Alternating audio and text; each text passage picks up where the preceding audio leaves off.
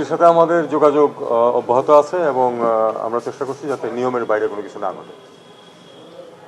Response পাওয়া গেছে sir? রেসপন্সটা কি?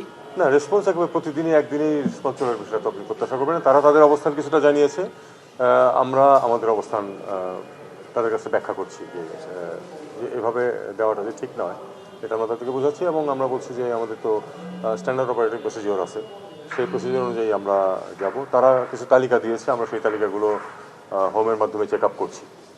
আরেকটা হলো যারা ভারতীয় নাগরিক এবং সেখানকার রোহিঙ্গা তাদেরকে আমরা পুশব্যাক করবো না, আমরা এখানে তাদের অ্যাকসেপ্ট করছি?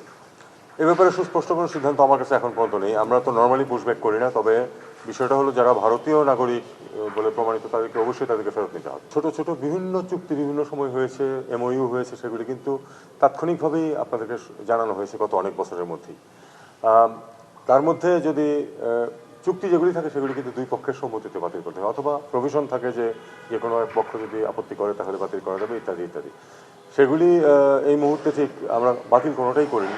আমরা তো আসলে চাই যে নিয়ম অনুযায়ী যেন সব কিছু এগোয়। দেখা যাক আমরা কতটুকু করতে পারি। ভারত কি নিয়মের ব্যত্যয় ঘটাচ্ছে? দেখুন, নিয়মকে এক্সপ্লেন করা যায় বিভিন্নভাবে। এখন আপনি এটাকে পজিটিভলি এক্সপ্লেন করতে পারেন, নেগেটিভলিও এক্সপ্লেন করতে পারেন কখনো কখনো।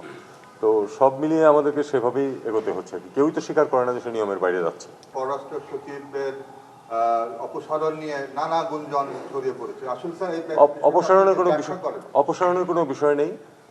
পররাষ্ট্র সচিব বিভিন্ন কারণে নিজে থেকে এখান থেকে সরে যেতে চান এবং আমরা তাকে সরে যেতে দিচ্ছি। সরে যেতে চান মানে এই দায়িত্ব থেকে চলে যেতে চান। উনি আগামী 2-1 দিনের মধ্যে দায়িত্ব ছেড়ে দেবেন। ছুটিতে যাবেন না চাকরি ছেড়ে দিবেন বা অবসরে চলে যাবেন কোন ডিসিশন? না, উনি চাকরি ছেড়ে দেবেন কেন? উনি তো চাকরিতে আছেন। উনি যতদিন চাকরিতে আছেন দায়িত্ব পরিবর্তন হবে।